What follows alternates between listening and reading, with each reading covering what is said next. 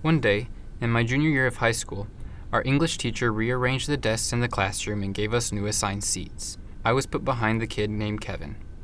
Class started, and the teacher sat in the front of the class and read Shakespeare to us from the textbook. I wasn't in the mood, found it kind of boring, and could not keep my attention focused on the story. I began to look around, just daydreaming and such. Then I looked at the back of Kevin's head in front of me. I saw that his black hair was quite a mess, and I had nothing else to do, so I got my comb from my pocket and decided to run it through his hair. He was jumpy and turned around the second it touched his head. He just looked at me. I looked at him.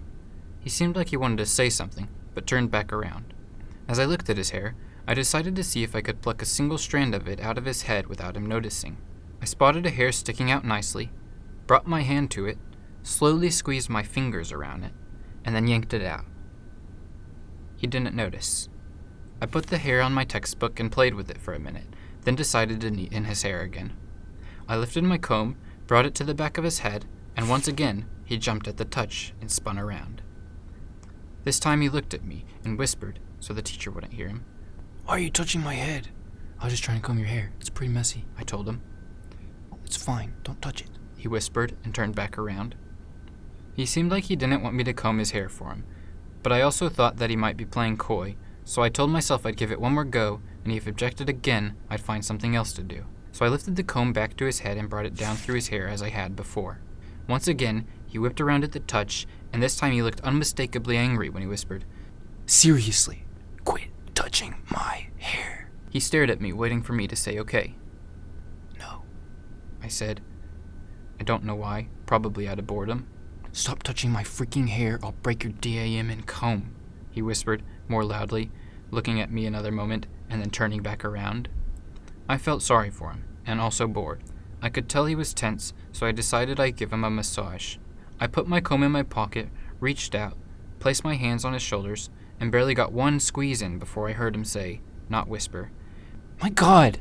As he twisted around, slapped my hand, he was trying to get my comb to destroy it, and then ferociously looked up at my face when he saw the comb wasn't there. His face was red, and I couldn't tell what he was going to do.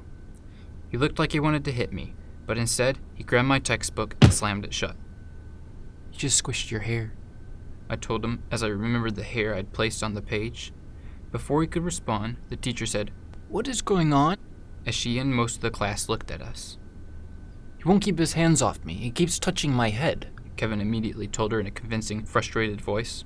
She looked at me. "No, I was just trying to comb his hair, and then I was just trying to relax him because he seemed tense," I said. I didn't mention that his hair was a mess because the whole class was listening. "Really? You were trying to comb his hair while you're supposed to be reading along in your textbook? You need to keep your hands to yourself, or I'm going to move you if you're not mature enough to handle the new seating arrangement," the teacher said, and let her gaze linger on me another moment before turning back to the textbook.